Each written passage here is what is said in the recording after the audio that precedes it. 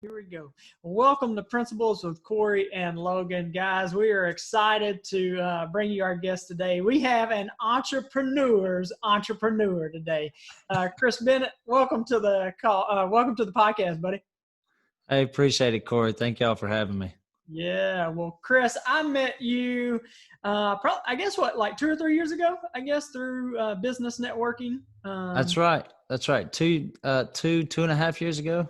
Yeah, about two years or so ago, and at that point, you had just opened up a landscaping business called COB Lawn, and since then, man, I've watched you grow that business. You partnered with Logan, and it's grown now to where you guys are making. I mean, y'all are blowing and going, right? You've got three other businesses, you've got teams, and you're developing leaders. And man, it's awesome to watch you guys grow. So tell us, for those people that don't know you, kind of give us a little bit of your background and how you got to where you are today. All right. So let's see. I'm from Tupelo. I grew up in Tupelo, but I was actually born in a small town called Pocahontas, Mississippi. Pocahontas. Pocahontas. It's That's a between decent Yazoo City and Jackson. When I was about 2 years old, my mom moved to Tupelo. My dad turned to drugs and alcohol, and so their marriage kind of went south pretty quick. And so we moved up here. We kind of bounced around between Pontotoc, Saltillo, Tupelo. My mom remarried. That marriage, she had another son. So that was my third brother. I have two older ones with my mom and dad, and then her second marriage, she had another son. And that marriage as well was kind of toxic. Some abuse in that one, so they divorced. And then she was a single mom for I don't know, 5-6 years, and we just kind of lived in the outskirts of Tupelo. And then she met my stepdad. They were together for 15 years or so, and then they separated and divorced after I got out of college and moved back home. They were together for a little while, and I saw that things weren't good, so it was time for me to get going. I moved back home with the parents for a couple months to find a job, get on my feet, that kind of stuff, and then I saw it didn't look good, so me and a buddy of mine rented my brother's house from him and lived there for a little while. But majority of my life, I was raised by a single mom.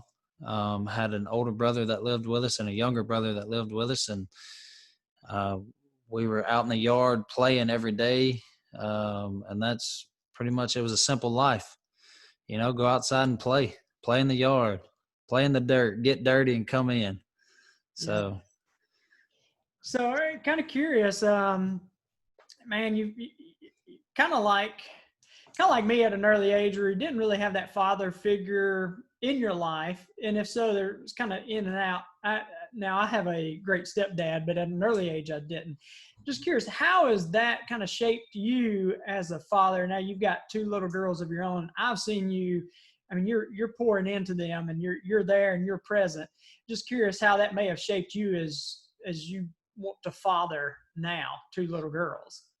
yeah, it seemed like I didn't have a relationship with my dad. He I've told Logan the story before. Every time I saw him, I had to meet him. So it's like, every time I saw him, oh, hey, I'm Chris. I'm your son, by the way. Because I didn't have that relationship. I didn't know him. I didn't know what he was interested in. I played sports my entire life, played competitive baseball. That was my thing. I just, every day I studied baseball. I played baseball. Played in, I don't know, probably 15 different states. He never watched one game. I played in the state all-star game, and it was right there in his backyard.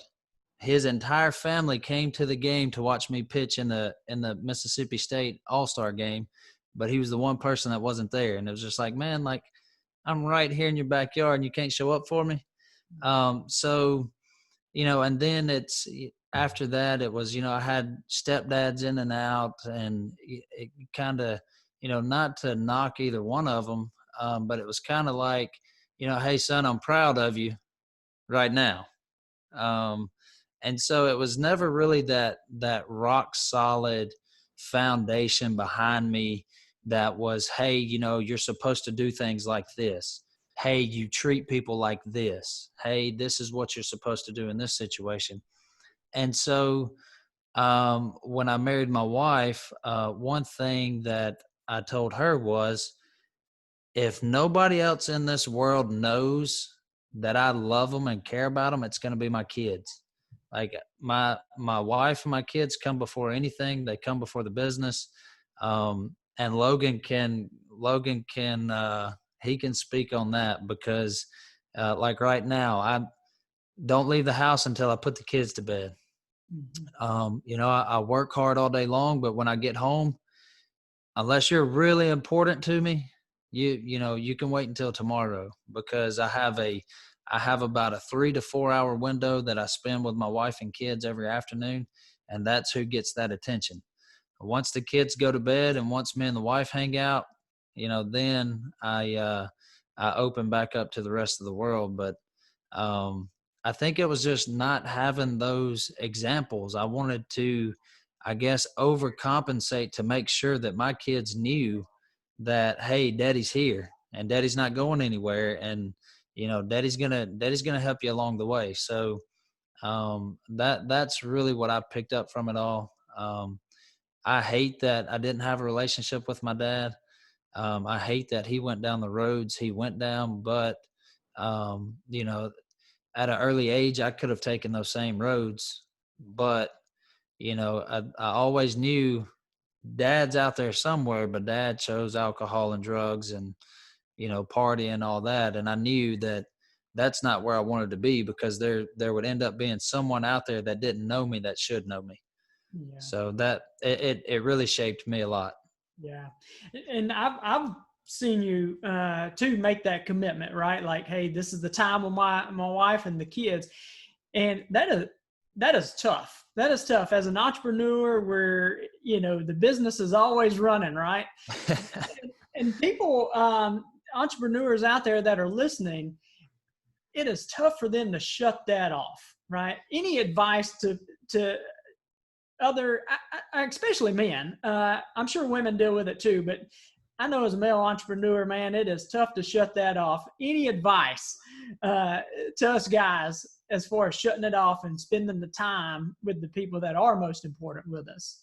Yeah. So I guess early in starting COB, I'd go in and I'd work 8 to 10 hours a day. I'd come home and I'd be on my phone texting customers or emailing back to clients, and and then I'd see at the time we just had Georgia, so I'd help feed Georgia, get her to bed, and then me and Livy would hang out for a little while, and then she'd say, okay, hey, look, I'm about to go to bed, and I'd say, all right, well, I'm getting out of bed because I'm going to go work on the computer and keep working on the business.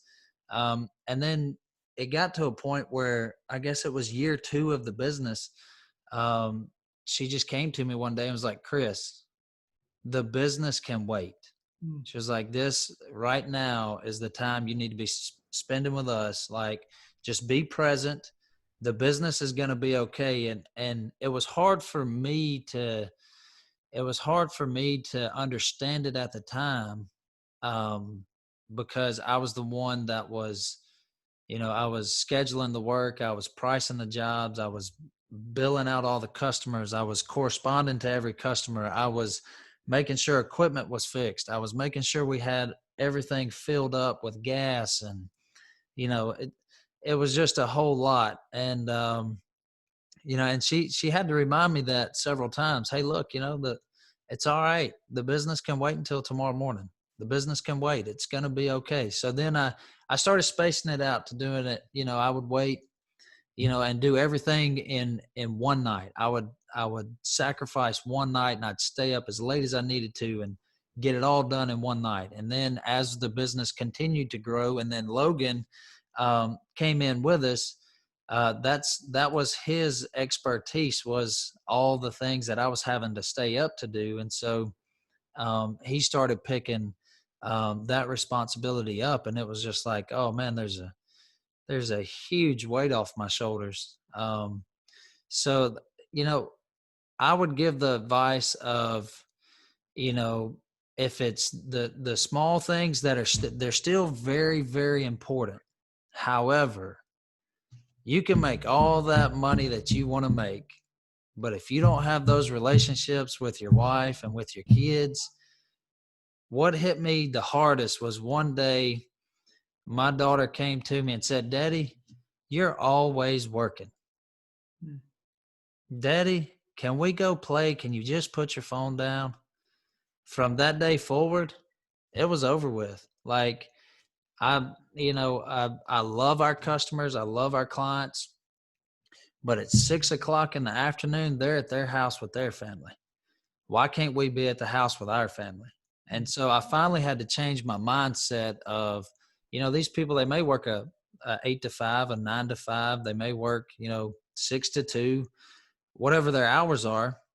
We're one of those industries where it's pretty much like you're working until you're tired, because there's plenty of work out there. I mean, you can work sun up to sun down and still not get everything done, but you have to have that shut off point at some time, because you can't run yourself sun up to sun down every single day and provide the quality of work you want to provide. But also, you can't do that and spend the quality time that you need to spend with the people at home. And so when my daughter came to me and told me that I was always on my phone working, that really hit hard. And so then I really started making changes. So now it's, look, by the time I get home, you might catch me at 5:05 and my kids and wife haven't made it home yet, and I'll respond to a text message, or I'll answer a phone call and line something up for the next day. But most of the time you're going to get my voicemail, and I'll call you back the next morning, because that's my time to be with my little girls and my wife. I put a high importance on that, because that's, what they see me do is what they're going to think is okay. And, me having daughters, the behavior I show them, they're going to think it's okay for their husband to show them. Right. And I don't want my daughter to be married and feel like, well, my husband has left me and he's always working, and, she end up not being happy forever. So, there's a fine balance, but I will have to say there's sacrifices early in the year. Me and Logan talked a lot about the sacrifices when I was first getting everything started. He's been in the picture longer than what everybody knows. He really did a lot of, I would say, a lot of probably counseling and advising and pushing early in the phases. He brought a lot to the table, just having conversations with me and bringing up ideas. And, and one of the things he talked about was that balance. You got to have that balance. And so I try to keep that balance, because it's pretty important. Yeah, that's right. And making it a priority, it sounds like. And one other thing, and I know Logan's got tons of questions he wants to jump in with too, but, and I was in the same position. You got to get those priorities right. We were at a point one time, we had our PT clinic, we had a gym, and I was working from 5 in the morning to like 8 o'clock at night. And I remember I was about to leave our house at 4:30 to go do a coaching, coach one of our CrossFit classes. And our oldest son at that time was 3. And he said, "Daddy, you going to your house?" And it hit me. There's been way too much time away from the house. And like you made that decision. And it changes everything. It does. For me, though, it's still a constant reminder. I have to remind myself, because I like to work. So I'm the same way. And I have to, there are times where I still, I'll walk in the house and, maybe I'm talking back and forth with somebody over something for, hours, couple hours. And I walk in the house and, one of my little girls will grab me and say, Daddy, let's go play this. The phone just got locked and it's in the pocket. I'm not, hey, let's go do what you want to do. Yeah. So It's good stuff. Good stuff. Yeah. So a few things from the beginning of that we need to definitely stop and unpack. So one is, like Cory talks about a lot, experience is not the best teacher. Evaluated experience is the best teacher. And we can learn that from making mistakes ourselves, or we can learn that from watching our parents make mistakes or peers make mistakes, or whoever it may be. So it's, success leaves clues, and the people that do really well tend to learn well from other people's mistakes. So I think one thing that speaks to where Chris is at today is he didn't have to go make the same mistakes that his father made. He was able to learn from those and implement and avoid those pitfalls. Another thing that is a common thread in your story, Cory, and in Chris's is having a supportive spouse. We wouldn't be doing this podcast if Kim didn't push you and say, hey, you've talked about doing a podcast. I think you'd be good at it. And I think it would be fulfilling and valuable for other people. Here's your present. It's a podcast microphone. Chris leaving a corporate job with a comfortable salary and great benefits and all of the worldly security that we look for in a job, I think felt really motivated and at a place where he really needed to compensate heavily for leaving that by producing financial security for the family after he was out on his own. And having that positive push from a spouse to say, hey, the business is going to be okay. Let's spend some time together, goes a long way for a 1 year in entrepreneur that's trying to make ends meet. Having that vote of confidence, and then also having that, hey, this is a priority for everybody too, not just the finance side. So I think those are pretty important nuggets to make sure that we harvest. So we touched on the childhood growing up, a lot of instability, but what are some of the positives that you pulled from your childhood that you use on a daily basis now that have helped you to be successful, whether as a parent or as a business owner? So I believe as a parent, I didn't have that fatherly love all day, every day. I didn't have that. You get home from school and you ask your kids, hey, what'd you learn today? How was your day at school? What'd y'all do? Twice this week, Georgia they're making hats at school this week. So yesterday they made a hat, and it was, the newspaper hats that are real pointy, and they've got, they fold the ends of it. So this morning we go to put her in the car, and Livy was going to take the girls to school, and she says, Daddy, I made you this hat. I said, did you? She said, yeah. You promised me you're going to wear it to work today? I said, baby girl, I'm going to wear it all day long. I put it on top of my head. She painted it green. So I just want you to know, this thing is like, 1.5 feet tall, painted solid green on newspaper.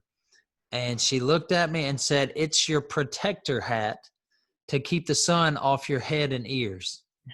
And so, I didn't have those interactions with a father growing up.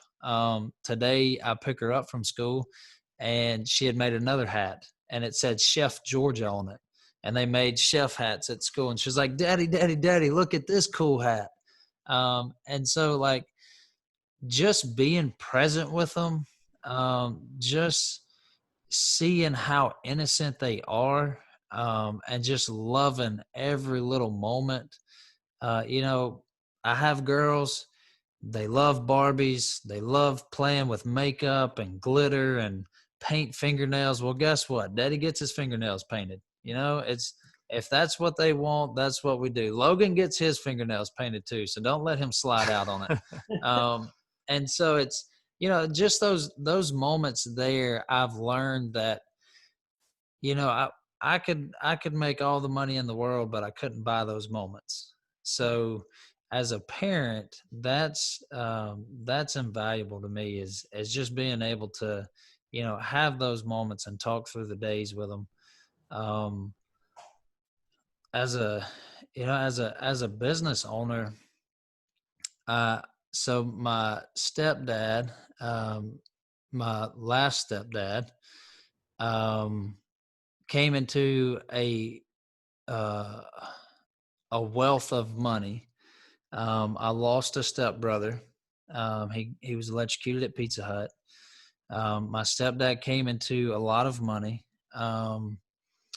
and decided he's always done dirt work construction. So he was working for somebody else. So when he got all this money, he decided, I'm going to go out on my own. I'm going to start my own business. I'm going to be my own boss. I'm going to work for myself. The mistake he made was he never went to work. So he went and bought brand new John Deere excavators and bulldozers and, you know, all kinds of stuff. Every piece of equipment. Like, if you could get an ultimate startup kit, he had it. Pretty toys. Yeah, he had it. Yeah. The problem was the work ethic wasn't there. And I'm not knocking him. I've had the conversation with him several times. You know, it's, if you're not going to go to work, then you're not going to get where you want to be. But I saw it over and over and over again. And at that time, you know, I was in middle school, going into, seventh, eighth grade, and on into high school, and then into college. And I watched my parents. My parents worked 2 to 3 jobs apiece to keep, 5 boys fed and keep the lights on in the house. We didn't have all the fancy toys at Christmas time. We didn't have all that stuff, but we had a big family and we loved each other and we were happy. We were happy poor. So when all the money came into play, it was like, oh man, we're getting these nice things and they're shiny and, all this cool stuff. And, so, we're like, oh man, this is awesome. It's like Christmas every day. And then he bought all this equipment and he started going out on his own, and, he was picking up a lot of business. I mean, a lot of people knew him. His work is great. The quality of work is excellent. But then I think he kind of got to the point where he's like, well, I know I have this money. I don't really have to go to work every day. And so it kind of, slipped and slid into a different mindset. Well, within 10 years, these millions and millions of dollars, I remember the phone call. My last year of college, my mom calls me and says, hey, Chris, you're going to have to slow down on spending. I was like, Mom, what are you talking about? She's like, you need to slow down a little bit. And I was like, Mom, wait, first of all, I don't even spend. Like, I don't spend a whole lot. And she's like, no, like, the money's gone. And those words ringing, I can still hear them to this day. The money is gone. And I was like, what do you mean the money's, how is that even possible? I know how much money there was. How is that?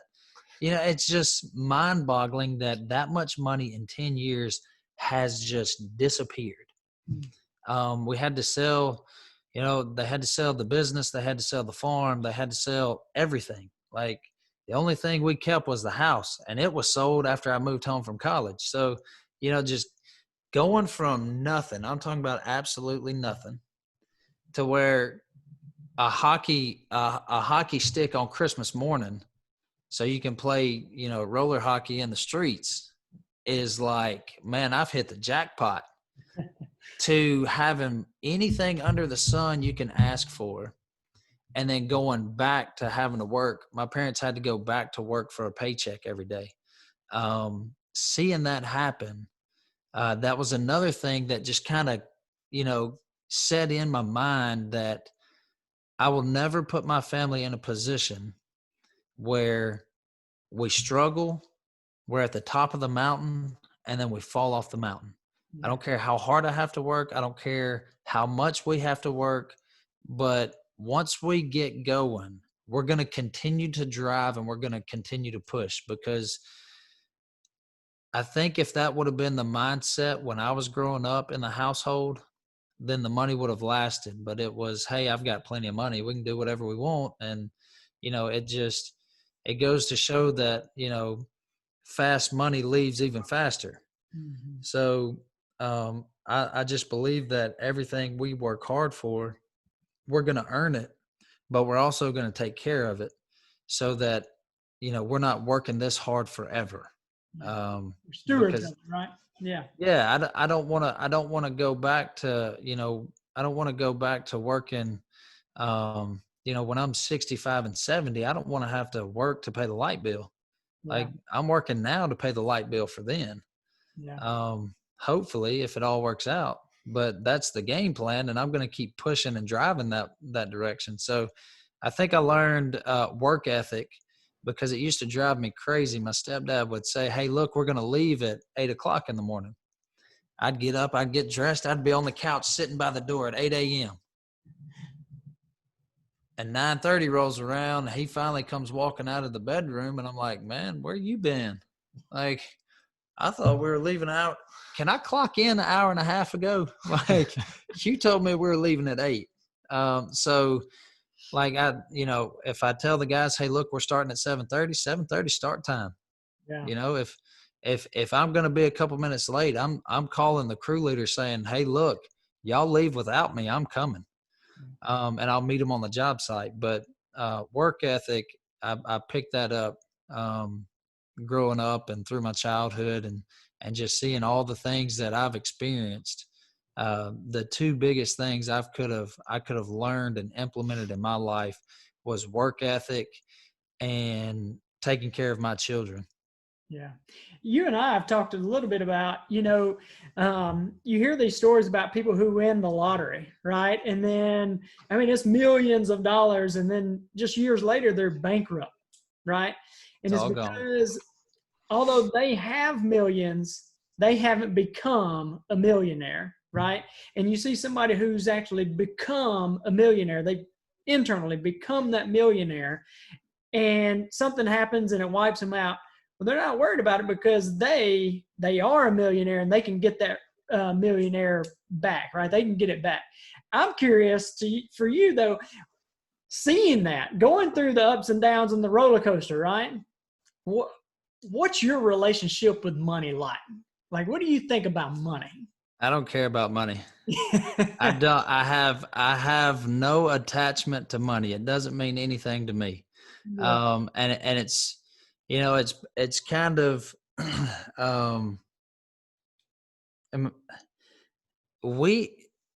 my parents had more money than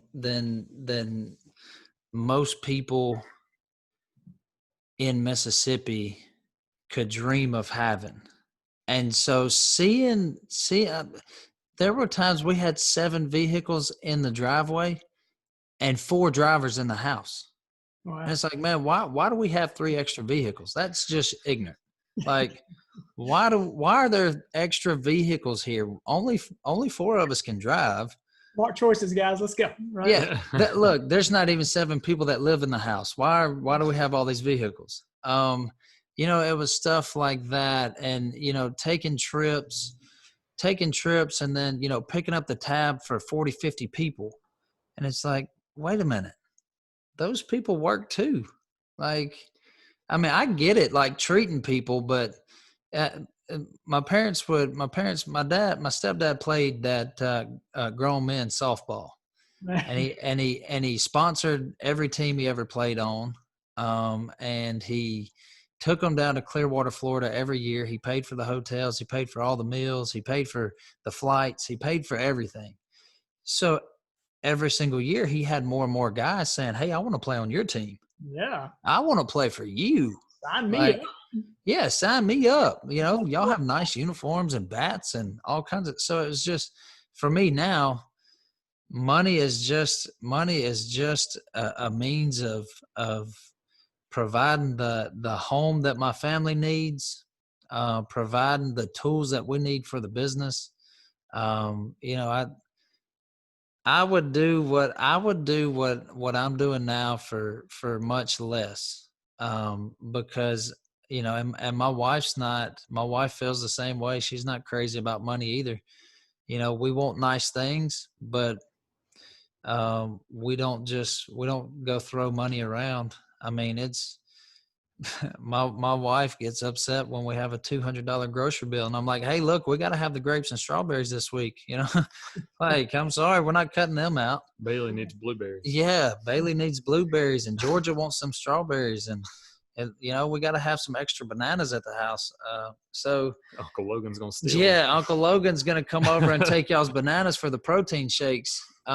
So I don't have any feelings towards money. I'm not one of those people where I'm like, you know what, I'm working every day to see how much money I can make. I get to a point where I'm comfortable with what I'm making, and I'm good with it. And then as the business grows, then I'm good with growing that with the business to set up for the future. But I'm not, that by no means am I in love with money. Yeah. I'm not worried about all that. It's a tool to make an impact, right? That's right. Logan, we talked about it. What was it? 2 years ago, there's this lady, came into a gas station, prepaid for some gas. She was at the wrong pump. So somebody else had pulled up, and pumped her gas that she prepaid for. And then she had to leave because she got a phone call from a daughter or something. And when she returned, I was still in the gas station, and she was coming back to tell them that she got a phone call to leave. And I saw the whole thing happen, and they were sitting there saying, "Well, ma'am, all I can tell you is that gas was pumped on that pump." And she was like, "I know somebody else pumped it. I had to leave." She was like, "I just want to get my $20 of gas." And so I looked at the lady behind the register, and I was like, "Look, just give her the gas. Just give her the gas." And I was trying to be real quiet about it. And the lady was like, "Huh?" It's like, look, here, give this lady $20 of gas on whatever pump she's at. And like, let's just get over this.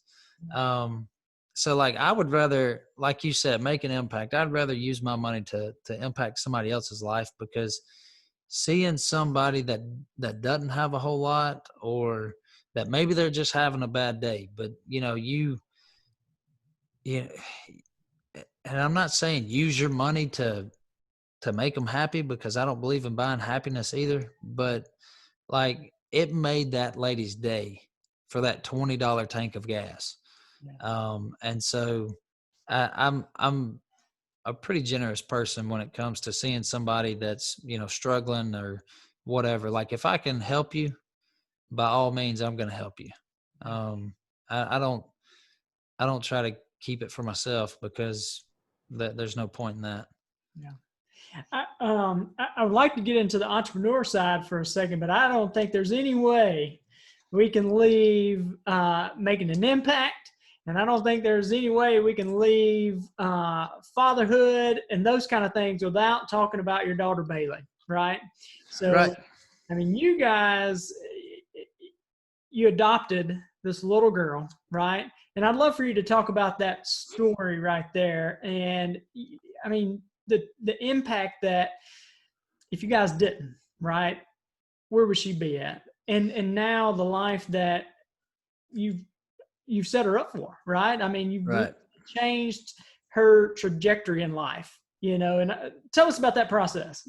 So we, let's see, Bailey has been with us for 2.5 years. So we fostered her through DHS. My wife came to me one day. After we had Georgia, Livy wanted to she wanted to look into adoption. We didn't have a great pregnancy. The doctors just kind of warned us that, hey, the next one may be worse. You may not have any issues, but you may have issues. And so she's always wanted to adopt. Her and Sadie had a exchange student friend growing up, and Logan, you're right there in the mix of all that. And so Livy's wanted to adopt her entire life since she was like 15. And so we looked into adoption. At the time, we weren't in a place where we could adopt. And so one of Livy's friends approached her and asked her about fostering. And she came home one day and said, hey, what do you think about this? I said, hey, look, I'm all for it. If we can, change a child's life or just love a child for, 2, 3, 4 months, 6 months, whatever it is, then yeah, let's do it. About a week later, she texted me and said, hey, I just submitted our foster application. I said, okay, awesome. So about a month later, we get a call saying, hey, we're approved. And we had to go through the classes and all that. So we got everything straightened out. And we were on vacation, or actually Sadie and Livy were on vacation. And me and Logan were going down later in the week. And Livy calls me and says, Chris, I just got a phone call. It's a little baby girl. She's 6 months old. Can we take her? And I was like, yeah, absolutely. Let's do it. I'm all for it. She said, the only problem is I'm in Florida. You're in Tupelo. And I don't know if they'll wait for us.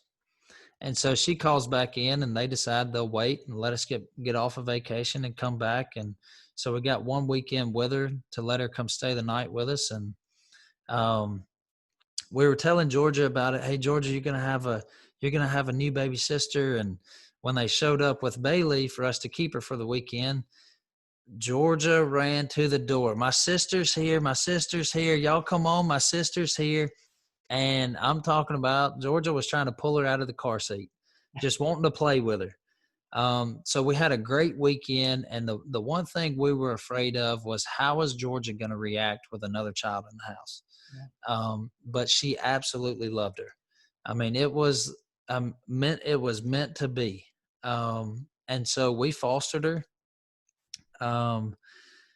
And they came to us several months into it and asked if we'd be interested in adoption if it went to that. And we said, yes, absolutely. And so eventually it went into an adoptive case. And so October of last year, we adopted her. And so she is now legally Bailey Catherine Bennett.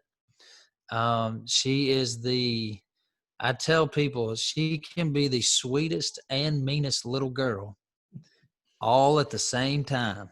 I mean, she's a rambunctious ball of joy. And she can go in for a hug and a kiss and pinch you on the back of the arm all at once. So for all the little boys out there, when it comes around for her, I'm not going to have to tell them anything. She'll take care of it. Got it covered. Yeah, she's got it covered. So Georgia and Bailey get along great. They love each other.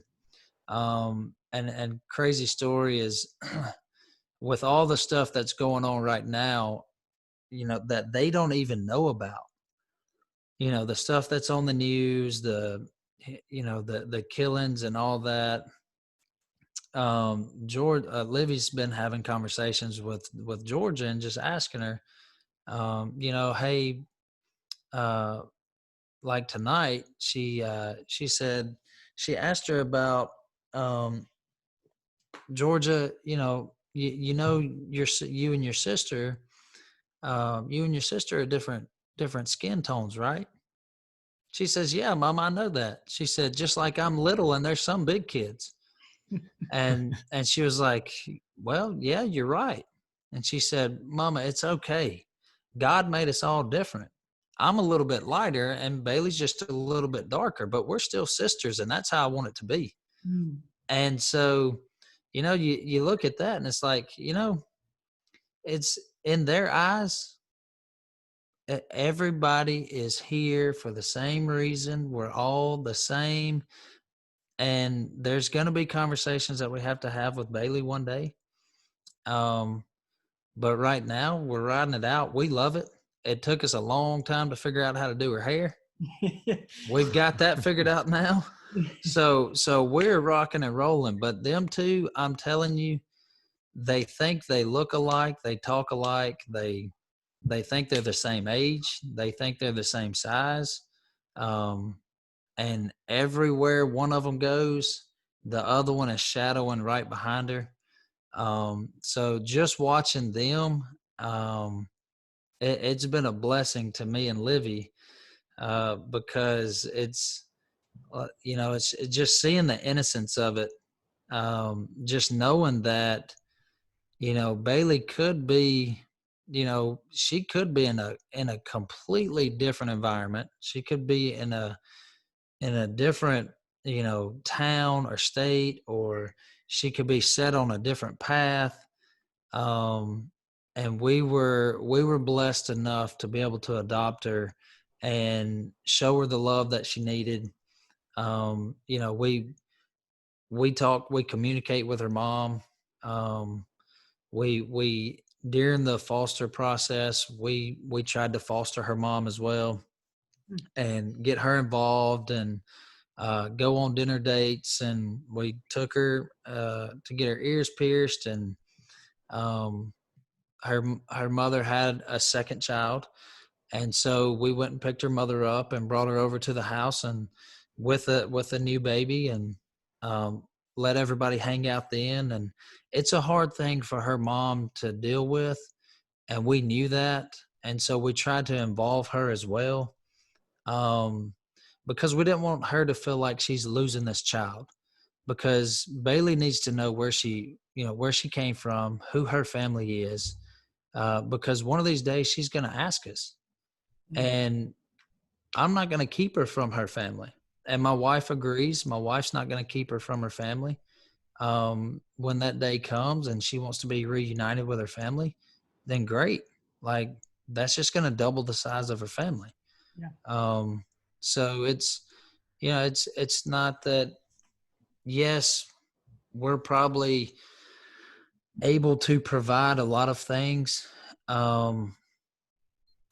But we don't want her to ever turn her back on where she came from. We don't want her to turn her back on, who her mom is, or who her grandparents are, or cousins, or aunts, or uncles, or anything like that. She needs to know them, because one day, they're going to have family gatherings, and they're going to have family Christmases and Thanksgivings, and they have to deal with that every single year.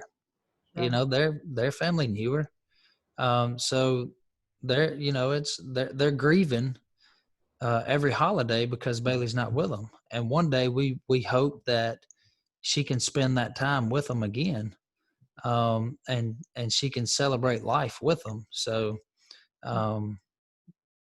she's we're gonna strive for that, and hopefully have a big party one day with her family and ours. That's right. Hey, I pulled up real quick a post your wife made on Facebook about the skin color and those kind of things.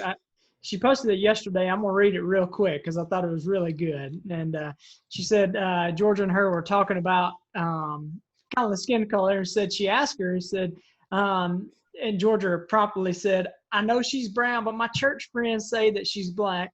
But for a lack of response, she asked her how that made her feel. That's what your wife said. And she said, she was kind of giving her the eyebrows. And she said, "It doesn't matter. We're the same. We just don't match arms." Right. And I thought that was. That's it. That's awesome. It. We just don't match arms. Yeah. I thought that was great. Right. So good stuff. Well, let's jump into some entrepreneur stuff real quick. If you guys are good with that. Yeah. Yeah. Do you mind? Yeah. So kind of going back, you're in college, and you're playing ball at a pretty high level, and decide to try to pursue that at the next level. So we've talked about a lot of the successes.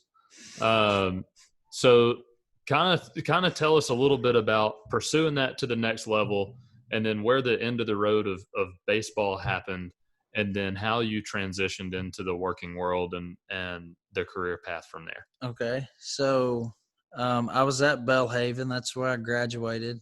I was there pursuing a business and finance degree. My first love was baseball. So obviously I was trying to, everybody, I think, or at least for me, my dream was playing Major League Baseball. Growing up, I was that, little 7-year-old, 8-year-old saying, you're going to watch me on TV one day.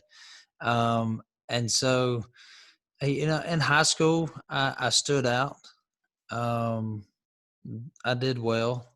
In junior college, I finally realized, wait, there's a whole lot more guys out there that are just as good or even better than me. I had some success, but I also had several failures with baseball in junior college. Had an elbow surgery, and then I went on to Belhaven.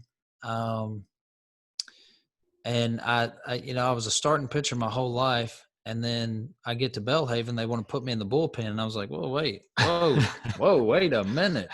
I'm not good at this.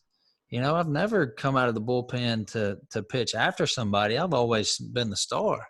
And so I had to learn that. And my first year there, I came out of the bullpen in some pretty crazy situations and had success. The next year I went into being a midweek starter.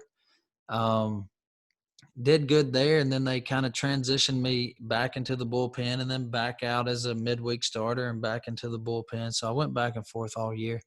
And then that year we hosted the regional tournament. I came in, relieved a couple games, did really well. We went on to the next tournament, and I came in. Our closer came into the game, walked 3 batters straight. And then I came in, no outs, bases loaded, 3 balls on this guy. And we were up by 1. So I struck this guy out. The first guy, I struck him out. Second guy, I got him to pop up to the infield. Third guy, ground ball, we get out, we still win. So we move on to the World Series. I pitch against Lubbock, Texas. It was the second. So the first game of the World Series, we played a team out of California, and they weren't that good, and we got beat. And I was mad because I hated losing more than I love winning. And so the next day, wake up the next morning, we're in the hotel getting some breakfast, and coach walks up. It's like, hey, Bennett, you're starting today. Wait a minute, coach, I hadn't started a game in like 9 weeks. He's like, well, you're starting today. So, okay, let's go. So we get out there, we win that game. So we're hanging on, and then we get beat by, I can't remember that time. I think they were out of Kentucky, but we get beat by them and we go home. So it's like, all right, guys, look, we made it to the World Series. First time in school history, great. We made, we set records. Hoorah. But we didn't win it. Like, this is not what I came for. So then coach gets a phone call. There's an independent team out of Louisiana, and they're looking for a rookie starter. And there was another guy on the team. Coach talked to me and him both and was like, hey, look, they're looking for a rookie starter. You guys need to go. That guy decided not to. He was moving back home and starting his career. And I was like, well, you know what? I'll go. Coach, where I got to be and when do I have to be there? And he's like, hey, no, look, you're packing everything you own in your car tonight. He said, because after your tryout, you're going to know if you made it or not. If you made it, you're playing tomorrow night. And I was like, oh, wait, like this is serious. And so I had this, I remember I had this little Saturn car. My wife still makes fun of me for driving this car to this day. This little Saturn car. It was a L200 or L300, old, and it was beat up and raggedy. And I pack everything I own in this car. So I drive down to Bossier, Louisiana, and I have a tryout. I thought I did decent. It by far was not my best performance, but I drove like 5 hours down there, get right out of the car, go out there, stretch, throw a bullpen, walk through the locker room with the coaches and the managers, and get to his office, and he's like, "Son, I'm sorry, we're looking for a veteran closer." Oh, wait a minute. You're looking for a veteran wait, sir, you told my coach you're looking for a rookie starter, not a veteran closer. I wouldn't have come down here because I know I'm not a closer and I'm not a veteran. So I was pretty bitter about that. Because I didn't make it. And that was probably the biggest failure of my career, was not making it to the next level. I had no problem making it to junior college. I had no problem making it to NAIA. But then going from NAIA into, some sort of farm system or independent system that could get you into the majors or minors or triple A's, double A's, single A's, anything. I hit that brick wall. And so I was upset about it. I packed up my ball bag, walked out to the parking lot. I changed clothes in the parking lot. I'm in the parking lot of this stadium, and I'm just out there stripping down. I'm so mad. I'm changing clothes. I get back in the car. I GPS Tupelo, Mississippi. And I called my mom and I said, "Mom, I'm on the way home. I'll be there in about 9 hours." She was like, 9 hours? Where have you been? I was like, "Oh, well, I drove to Louisiana this morning to try out for an independent team. They told me I wasn't good enough. I'm coming home. You can have my cleats. I'm burning my glove. I'm done with baseball. I'm never looking back." And she was like, "Just, Chris, hold on." I was like, "Nope, I'm done with it. I'm going to work. If baseball's not going to pay the bills, something's got to pay the bills. So I'm coming home and I'm going to work." So I drive all the way home and start looking for jobs. So my dream job at the time when I was in college was I wanted to work for a bank, and didn't know what I wanted to do for the bank. I knew I wanted to be, upper management for a bank. So I start applying, and everybody's like, "Oh no, look, you don't have experience. You need to, go apply for a credit company." And I was like, "Credit, like a finance company?" They're like, "Yeah, go to a finance company first." And I was like, "Okay, cool." So I go to Tower Loans and all the other small ones in town, and I'm putting in applications. I'm walking in there with slacks and a button up on, and they look at me and they're like, "Man, you don't have any experience. You're fresh out of school." And I was like, "Yeah, I know, but I have a finance degree." Like, what year is this? This is 2000. This is 2011. So this is very short post financial crisis. Yes. Yeah. Yes. 100%. And so I'm walking in Tower Loans, and Tower Loans won't give me a job. And, cash for checks or cash for titles won't give me a job. And I'm like, "Man, look, Come on, guys. y'all don't understand how much I know.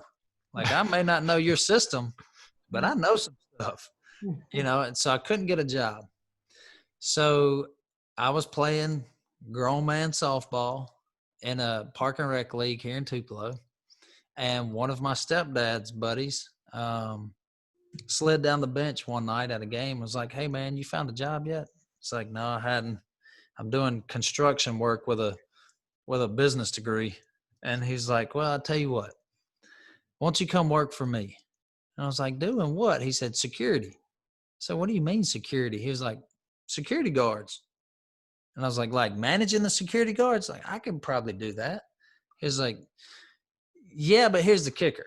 You need some experience first." You need some experience first. And I was like, wait.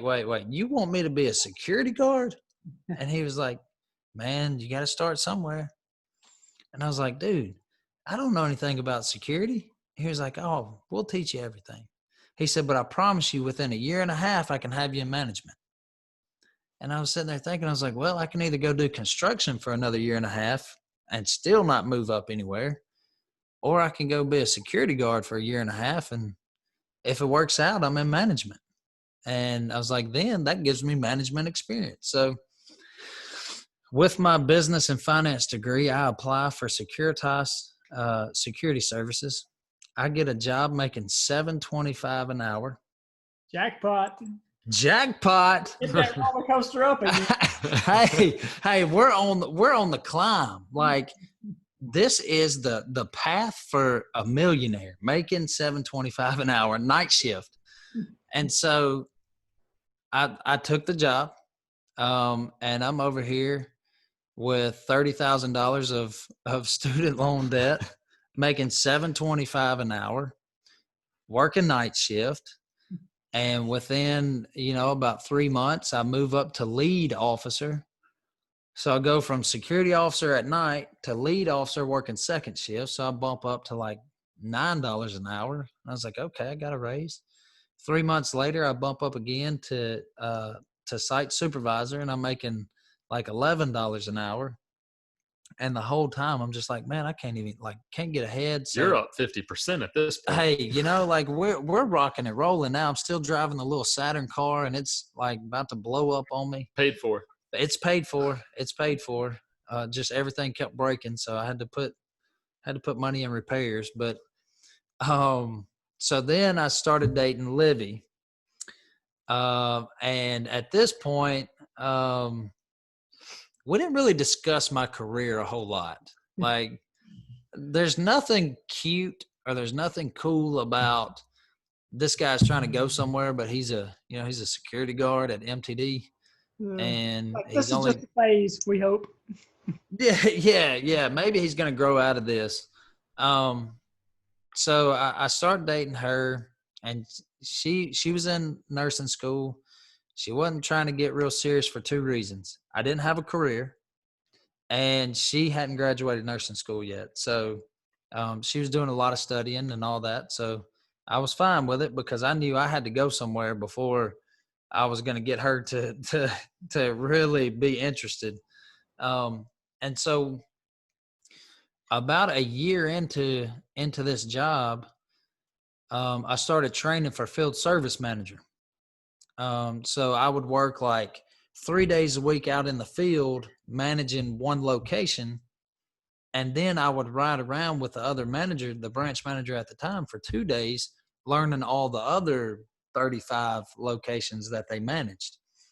And so I don't know if that was really a move of, hey, I'm going to make you feel like you're really getting there, because it just felt like it was being, drug out a really long time. But when they brought me into the office to finally give me the field service manager position, the area vice president from Jackson drove up to let me know that they're doing away with that position. And I was like, man, what is this? All right, now I'm almost a year and a half into this. It's a little restructuring. Yeah, and y'all are telling me the position that I want is now going away. They're like, yeah, but this is what we're going to do. We're going to move you into the office permanently, because one of the other branch managers was about to retire. The company was restructuring. They were doing away with that field service position and they were splitting the branch in half and creating 2 branch managers. I said, okay. So I hung in there another 4 months or so. And sure enough, a year and a half, maybe 1 extra month, I was offered a branch manager position.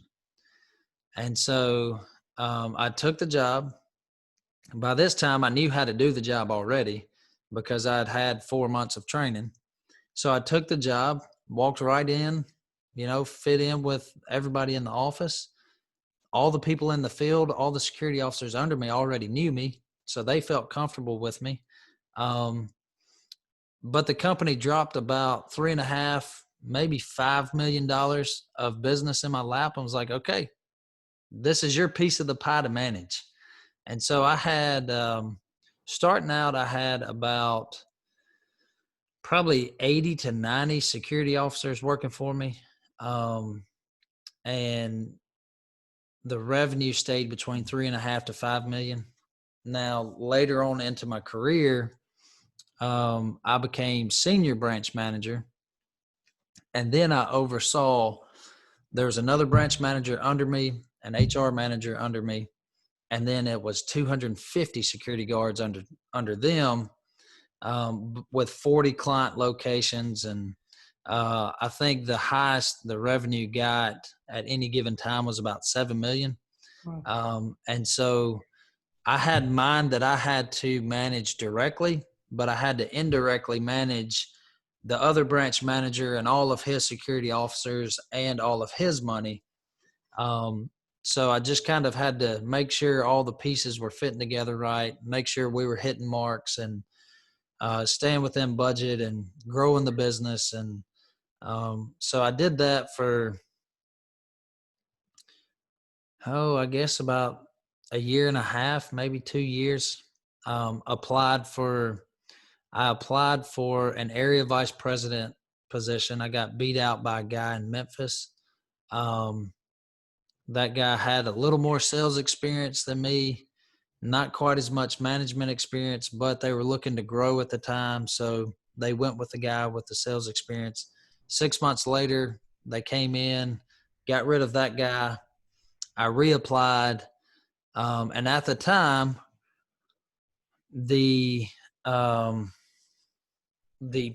what was, I guess he would have been then, he was the CEO of the company. He came down, and then the president of our region came down, and the VP of HR came down to Nashville, and we had to go up there. But the weird thing was, they told us we had a meeting up there as an area, but they were bringing the bigwigs in from big corporate. And I'm a little smarter than the rest of them. I'm sitting here thinking they're not bringing the CEO, they're not bringing VP of HR, and they're not bringing the president in for a meeting for just our area. It just doesn't happen. That's why they have an area vice president. So when we show up in Nashville, my area vice president is nowhere to be found in the building. And I was like, oh my gosh, y'all, I'm telling you right now, they've done fired this guy. He's gone. If he's not here, he's gone. I'm telling you, they fired him. And sure enough, they announced it to us. Well, we had to let so-and-so go today. So his position's back open. And so they pulled me to the side and asked me about the job. And I was like, yeah, I'm interested in it. And they're like, oh, well, we didn't know you were interested. So wait a minute, 6 months ago, I just applied for it, made it to the final two, and I interviewed, and I pointed at the guy that I interviewed with. I said, I interviewed with you. How do you not know I'm not interested? And he was like, well, I mean, I just didn't think you'd be interested this time. We've already hired somebody. I was like, oh, okay. And the president of the area looked at me. He said, you thinking about quitting? And I said, yeah, I sure am. I said, I've been thinking about it for a while. I said, I just hadn't pulled the trigger. And he sat there in that office and told me I had no better opportunity for myself than to own my own business and make $130,000 a year. I said, okay. I said, well, for the last 5 years that I've been with your business, running your business and doing well for you, I've also been mowing yards on the side that I never let interfere. You never knew about it. And it was always off the clock from you. So I'm just going to take this little business and I'm going to blow it up. And he just looked at me. He said, well, won't you just go home for the weekend and think about this? And what he didn't know was Logan had come into the picture. And Logan had been talking to me for, probably a year. Like, dude, look, you've got to make a move. You got yes, I understand you make good money, but if you're wanting to pursue this, you need to pursue it. And we were actually going to do another business together. But this was going to be the bridge. I had we had to wait a year to be able to get going with that other business. And this loan service was going to be the bridge to hold me over for that year before we could crank up and do what we wanted to do. So for I finally, June 1st of 2016, 2017, June 1st of 2017, we made COB Loan Service official. We went full steam, and I had about 25 properties that I maintained. That was it. I mean, it was enough to support me and 2 part-time guys, and that's it. A truck, a trailer, and 2 guys. Yeah, a truck, a trailer, and 2 guys. Now, before that, I had a Honda Accord, and I was mowing these yards on the side by putting a push mower. Look, the trailer and 2 guys. Look, you're big about painting pictures, so paint this in your mind. I had a 2008 Honda Accord. I had a Weed Eater brand push mower. It was green and yellow, and I would fold the handles down and shove it in my trunk, and I wouldn't be able to shut the trunk all the way. A trunk that smelled like deer because you had a cooler that accidentally came open while you had a deer in there. A trunk that smelled like deer because some deer blood spilled in the trunk from hunting. And also the floor mat smelled like fish because I had some fish that we caught deep sea fishing that spilled out in the floor mat. So this car was, it was the perfect machine for cutting yards. Look, but I had Chris, real quick. Sorry, this is what I hear. It just hit me. It just hit me, right? You got all these people that are sitting there and they want to start a business, right? They want to go out and do something, but it's not the perfect time. I don't have the truck. I don't have the push mower. This man's driving around in a Honda Accord folding things. You know what I'm saying? Hey, Cory. That's the ultimate proof of concept. Yeah. Look, I had this Honda Accord with the Weed Eater push mower. I had my father-in-law at the time had bought me. He had stopped by a yard sale and saw this extension cord, and he was like, "I'll pick that up for Chris." 125 feet long. Okay, pay like $5 for it. Well, they had an electric leaf blower there, and he was like, "Well, I got the extension cord. I'll buy him the leaf blower." So I had an electric leaf blower with a 125-foot extension cord that I would plug into their garage or their front porch and blow their property off after I mowed it. And I had a weed eater that broke down that you could put an edger attachment on it. And so I didn't have many pieces of equipment. I had 3. This was before I even got into hedge trimming and all that. When I finally got into hedge trimming, my in-laws bought me a Ryobi set that runs off of battery so that I could trim the hedges. And I started with those electric hedge trimmers, the electric leaf blower with a 125-foot extension cord, the breakdown weed eater, and that push mower. And I packed it in that Honda Accord until we went official. And then that's when I bought a truck, a trailer. And even then I went and bought a regular tractor style riding mower because I couldn't afford a zero turn yet, and I didn't have enough business really to justify it, and so we went that level, and we went as long as we could, and we just kept trying to pick up yards, and then finally I bought my first zero turn and picked up more yards and picked up more properties. The good thing about it was I started in June. Everybody needs their grass cut. But when September and October came and the grass cutting ended, we tanked. We went straight down because we didn't prepare for the winter months. I was living in the moment like, man, this business is going to be awesome. So when the winter rolled around, I had to start digging into savings to keep everything going. I couldn't pay my mama to let me come get the leaves off her yard or clean her gutters. That's how bad business was that first winter. And so I knew I couldn't let my employees go. So during that time, we were remodeling a house. And so me and Shane, who was the first person I hired, was Shane Swick. And he worked for us up until last year. So he worked for us for 2 or 3 years. But that first winter, this fella was laying tile floors with me. He was building decks and painting at my house. I mean, anything I could do to keep him busy.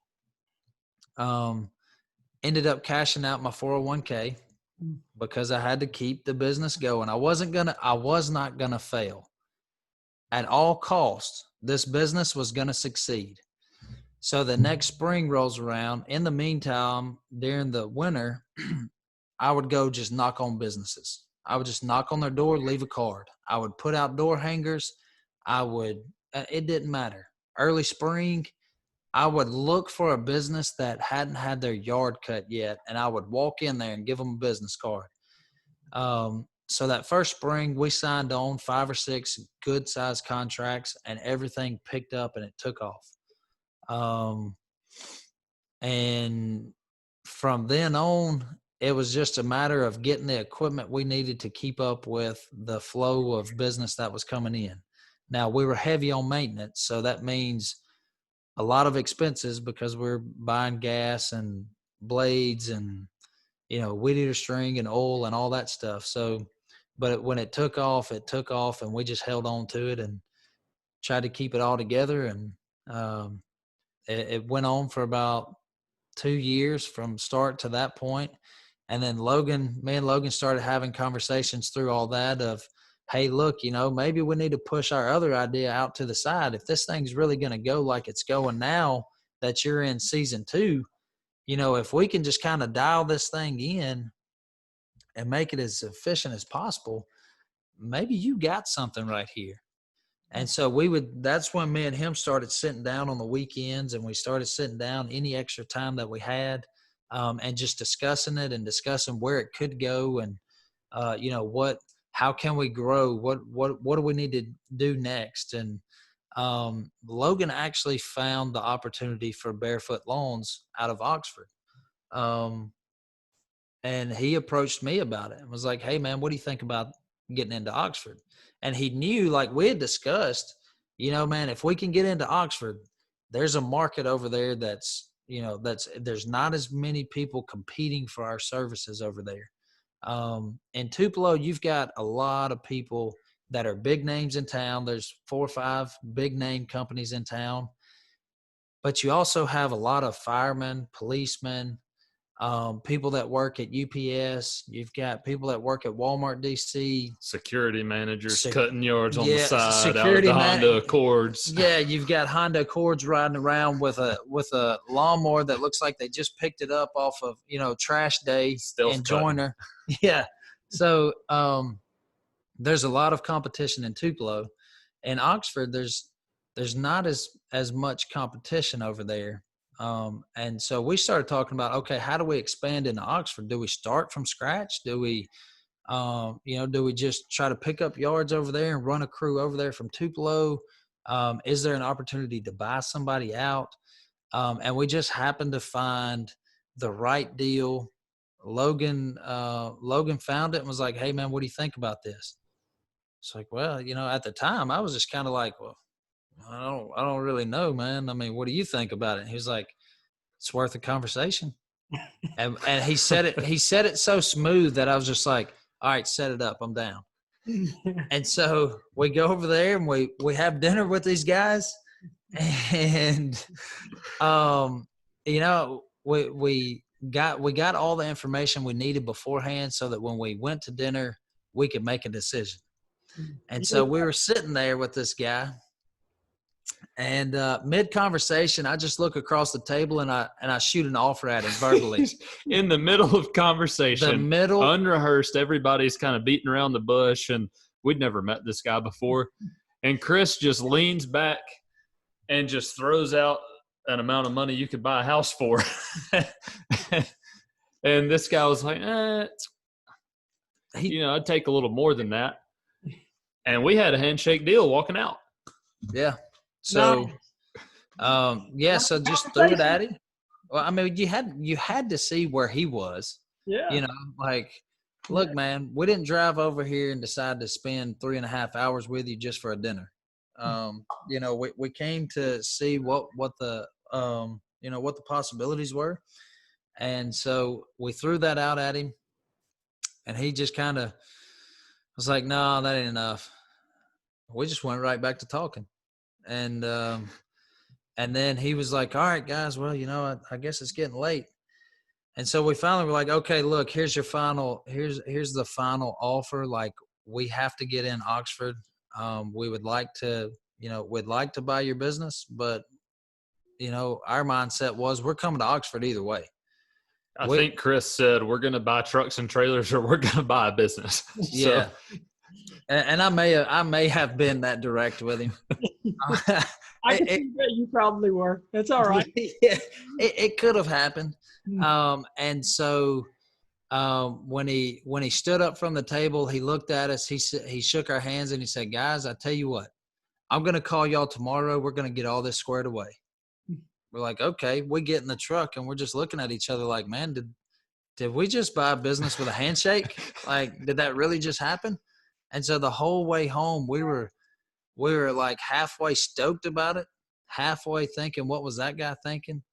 And halfway like, okay, look, now the work really we got to starts. We got to come up with some money, because the money wasn't there. Yeah, the money wasn't there. We just made an offer and the guy took us up on it. And then we were just on the way home. We're like, okay, where's this money coming from?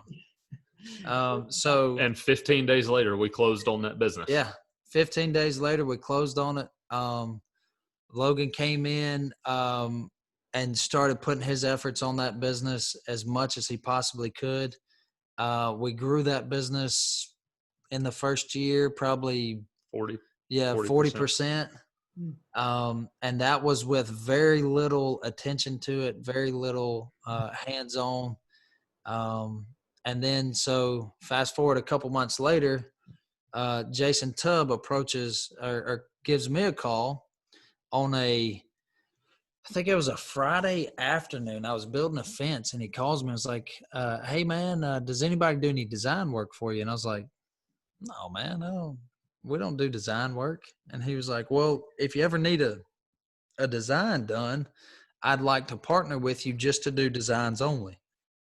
I was like, okay, that'd be real cool. He was like, well, let's get lunch next week. I said, okay. So I didn't think anything else about it. Sunday night, my wife asked me to go to the gas station and buy her some candy. And so on my way, I get a text message that says, hey man, give me a call if you're not busy. I have something for you to pray about. And I was like, me and Jason didn't know each other. We had ran into each other at the nursery a time or two, spoke once, but didn't know anything about each other. And so I was like, man, I wonder, like, it wasn't even that I didn't know him. So it wasn't like, well, I wonder what he's wanting me to pray about. It was just one of those things where, like, all of a sudden I was like, I wonder if this guy's okay. Cause I didn't know him. He didn't know me. And he reached out to me to pray about something. I was like, well, I'm calling him right now. Like, I really, like, genuinely felt like something was wrong with him. Yeah. And so I was like, hey man, what's up? Like, is everything good? He was like, yeah, me and my wife have been talking and praying for, a couple months, and we don't know why, but your name came to mind. Like, we want to sell the business. He was looking to do more design work and less of the labor work. He was like, I don't know you. You don't know me. You may think this is crazy. You may not want to do anything with my business. You may not even like my business. He was like, I don't know. But every time we prayed about it, your name kept popping back up. He was like, so I had to get your number and I had to reach out to you. I just had to be obedient and see what it was with you coming to mind every time we prayed. And I was like, man, like, I don't even know what to think. You're calling me, asking me to buy your business that's been around for 8 years. And here I am. We're just a small guy in town. At this point, we're not even close to the radar. And so he was like, look, pray about it, talk to your wife about it. Give me a call back whenever y'all talk about it. And if y'all want to talk some more, then we'll meet and talk. And I told him before I got off the phone, I said, yeah, I'm going to talk to my wife when I get home tonight, but I'm going to call my business partner as soon as I get off the phone with you. And he was like, oh, okay. And he didn't know that Logan was involved. And so I get off the phone, I call Logan. I was like, Logan, listen to this. And I start telling him about it. He was like, man, when you want to meet with this guy, what do you think, you think his business is big or little? Or, we just started, like, we had a million questions for each other that neither one of us knew the answer to. And we're like, okay, all right. So I get home and I put him and Sadie's with him, and me and Livy and Sadie and Logan. I remember walking back in the house. I give Livy her bag of candy, and I have Logan on the speakerphone, and she's like, Chris, it's 9:30 at night. What are you and Logan talking about? And I was like, Livy, listen to this. And so, like, we're over here conference calling over Cornerstone, and Livy finally rolls over and she's like, guys, just go talk with him. See what he has to say. Just go talk with him. So we set up a meeting and we meet with him several times, and we ended up buying his business and worked out a deal where, and Jason as well, since you've been working with us and coaching with us. And so we set up a deal where he designs and handles some of the sales, and I handle the operations of the business, scheduling and execution. And we've been here lately. We've been trying to make a lot of improvements to personnel and key personnel so that we can continue to grow and continue to keep up with the amount of business that's coming in, or the amount of phone calls. And, it seems like every day we get 5-10 more phone calls. And to go from where we were 5 years ago, where I'm having to go out looking for all the business, and, I may put out 1,000 door hangers and get 5 phone calls, to now probably the last 6 months, maybe even year, we haven't put out I take that back. We have put out some door hangers. I think we put out, between Oxford and Tupelo, we've put out about 1,000 door hangers since September. But since spring started, we haven't put out door hangers. We haven't gone beating down doors looking for business. Now the business has reversed to where it's coming to us instead of us working to find, where's the next job at. So I think the perseverance and the grinding and just getting out there and put your head down and keep working on it. We're at a point now where we're seeing that, our hard work for the last 2 or 3 years that nobody really saw, is now paying off for us. And it's allowing us to actually focus on the business and driving the business, because we're not having to go figure out where the next job is. The next job is coming to us. And so that's how we kind of got from the Honda Accord to where we are now. We've got the 3 businesses.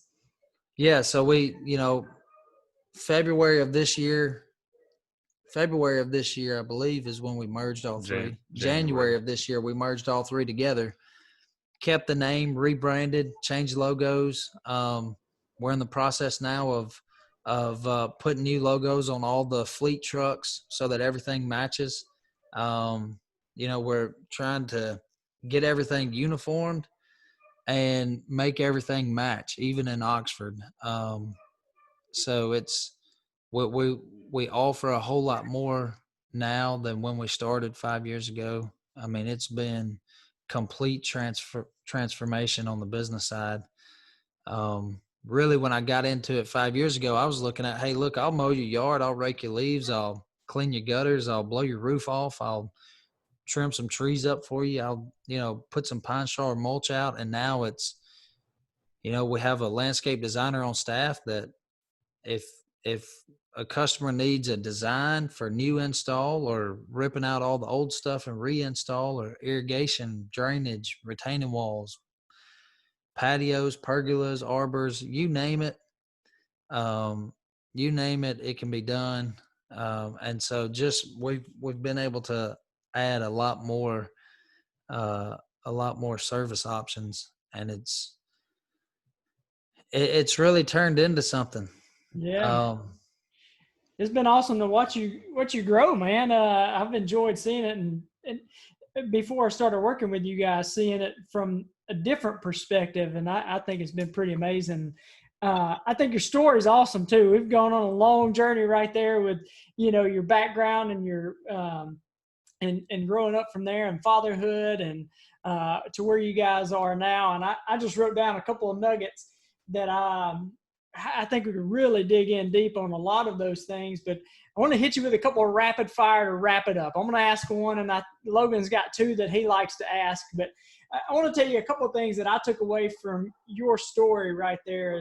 One is you can't allow your past, you can't use that as an excuse, right? You may not have been responsible for your environment growing up, but now you are responsible for it going forward, right? And as you grew your business, you were always open to opportunity. It was always, it's worth the conversation, right? It's at least worth checking it out. And knowing your priorities, keeping those priorities right, knowing when to shut it off. And then I picked up a lot on doing what is necessary. What's necessary? What do I need to do? And then being willing to do that. So I thought that was really good stuff. So Chris, rapid fire, real quick. I'm going to ask one, and then Logan's got two he likes to ask. He's got two of the best questions I've ever heard. So number one, who has been the most impactful person on your life? Who's made the greatest impact on you? Oh man. I'm going to have to say it's my wife has had a huge impact, because there were some times where things were rough through the winter when we were first getting started. There were some things really, really tough that we had to deal with, and she never once told me to shut the business down and go back to work. She always looked at me and said, how are we going to do this? And I gave her this answer more times than I can count. I don't know, but I'm going to figure it out. The second most impactful person is Logan. Logan has been there through some tough struggles for me. I've told him he even though I grew up with a family full of brothers, he is a brother to me. He's seen my good days. He's seen my success. He's seen some major failures in my life. He's seen some bad days, but he's always been him. And I know what I'm getting when I need to look for Logan, or when Logan is coming to me. I know what I'm going to get, and he's him every single time. So he's made a huge impact. And then the third person is Cory Lee. Cory Lee. Yes. Opening up the mind and pouring gasoline in it. I like that. Well, thank you for the kind words, and I echo the sentiments. One other nugget that I don't want to leave, or one observation and one nugget. Chris started his story with that their life was simple, but they were happy. They just went outside to play in the dirt and had a good time. Yeah. And now he's just playing in the dirt, having a good time. Yeah. So, how far we've come to really not go anywhere. Because we've gone a long way, but true. Chris Chris You is still still playing playing in the dirt, and he's having a good time. True. Chris is he's always got a good attitude. Yeah. He doesn't complain, and I think that's a really good quality. He's consistent in the work that he puts in, and that's what generates good outputs. Is that the work is always going in.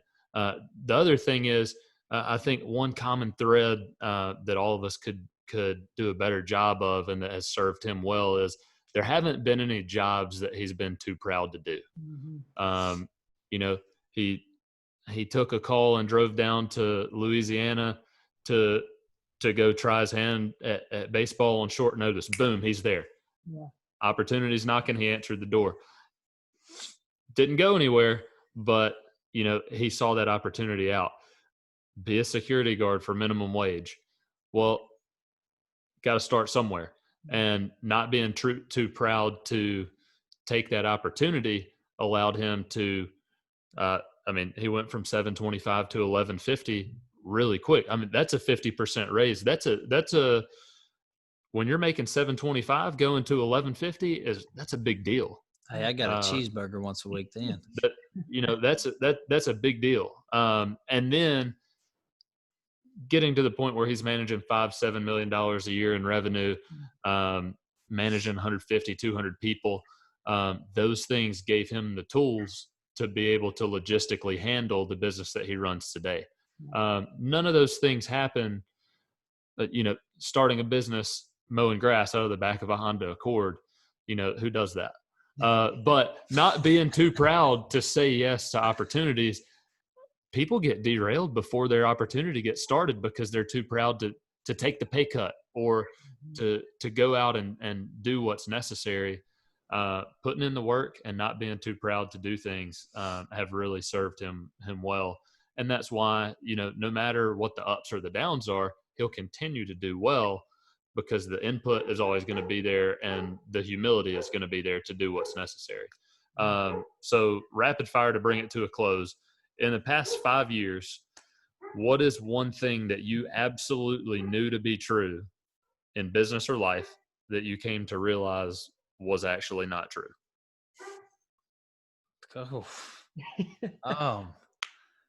What I knew to be true that was not true. That everybody is actually looking out for you. Like, not everyone has your best interests in mind. That's, I've seen it time and time again. People can tell you, oh, man, I got you. I'm looking out for you. Not everybody's looking out for you, but I also didn't want to put that in somebody else's hands. Like, no. It's okay. I'll look out for me and I'll look out for my family. Thank you if you want to look over us, but you don't have to look out for us. Like, I'll take that responsibility. But that's probably one of the biggest things is not everybody has the best interests for you in mind. I think that was very similar to one of the ones that I said, which was that you have to follow people's incentives. So you learned that lesson with your area VP or his supervisor, the president of that division, saying, hey, you're never going to do better than this opportunity. Right. If you had a billboard that everyone in the world would see, what would it say?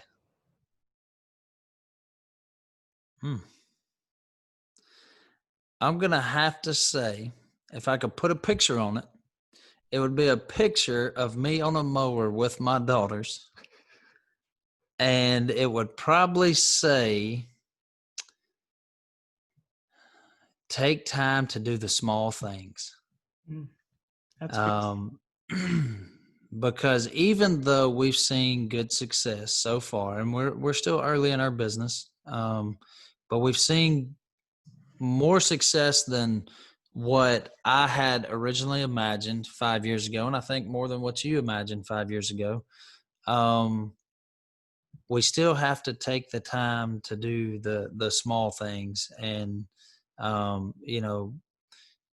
being present. And Cory, I think we talked about this in the past is Be present.